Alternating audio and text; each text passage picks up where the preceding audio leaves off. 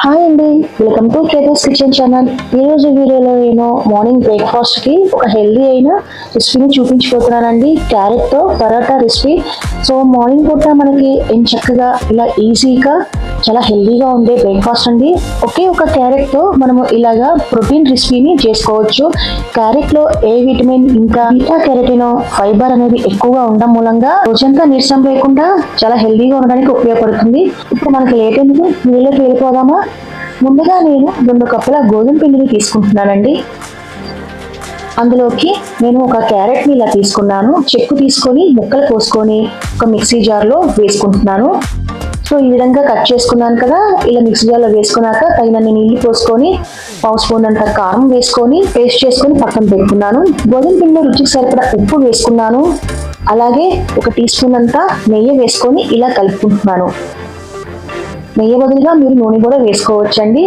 So ఇప్పుడు నేను పక్కన పెట్టుకున్న ఈ క్యారెట్ పేస్ట్ని కొంచెం కొంచెంగా వేసుకుంటూ చక్కగా కలుపుకుంటున్నానండి. ఆ తర్వాత నేను పిండిలో కాస్తంత వాటర్ని యాడ్ చేసుకుంటున్నాను. వాటర్ యాడ్ చేసుకొని చక్కగా చపాతీ ముద్దలాగా కలుపుకుంటున్నానండి. చూడండి, ఇప్పుడు మనకి పిండి అనేది రెడీ అయిపోయింది. చూసారా, ఇలా చక్కగా సాఫ్ట్గా కలుపుకుంటున్నాను. సో ఇప్పుడు నేను 10 నిమిషాలు పక్కన పెట్టుకుంటున్నానండి. పిండి మీకు ఒకసారి చూపిస్తున్నాను చూడండి. 10 నిమిషాలు పిండి నానబెట్టుకున్న తర్వాత నేను చపాతీలను చక్కగా ఇలా ఒత్తేసుకుంటున్నాను. ఎంత చాలా ఈజీగా మనకి అయిపోతుంది కదా ఈ పరాటా అనేది. ఈ క్యారెట్లో మనకి ఎక్కువగా ఫైబర్, యాంటీ ఆక్సిడెంట్ ఉండడం మూలంగా మనకి ఆరోగ్యానికి చాలా మంచిది కదా. మార్నింగ్ పూట బ్రేక్ఫాస్ట్కి చాలా వరకు హెల్దీగా ఉండడానికి మనకి యూజ్ అవుతుందండి. సో ఇది తయారు చేయడం చాలా తేలికే కదా. చక్కగా మనకి పిల్లల నుంచి పెద్దల వరకు కూడా చక్కగా హ్యాపీగా తీసుకోవాల్సిన రెసిపీ కూడా. సో ఇప్పుడు నేను పరాటాలను రెడీ చేసేసుకున్నానండి.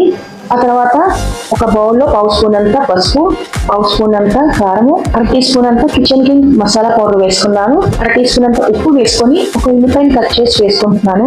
2 పచ్చిమిర్చిని కట్ చేసి వేసుకున్నాక గుప్పెడు కొత్తిమీరని చక్కగా ఇలా కడిగి కట్ చేసి వేసుకొని ఒకసారి ఈ మిశ్రమాన్ని మొత్తాన్ని ఇలా కలుపుకుంటున్నాను. ఆ తర్వాత నేను 2 ఎగ్స్ని ఇలాగా చక్కగా ఇందులో బీట్ చేసుకుంటున్నానండి.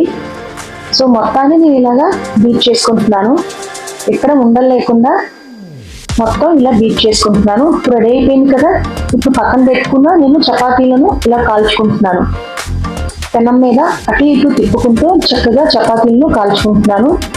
కలర్ చేంజ్ అయిన తర్వాత ఇందులోకి నేను 1 టీ స్పూన్ అంత ఆయిల్ వేసుకొని ఇలాగా చక్కగా కాల్చుకుంటున్నాను. ఇప్పుడు మనకి పరాటాలు వేగిపోయింది చూసారా, కలర్ చేంజ్ అయిపోయింది కదా.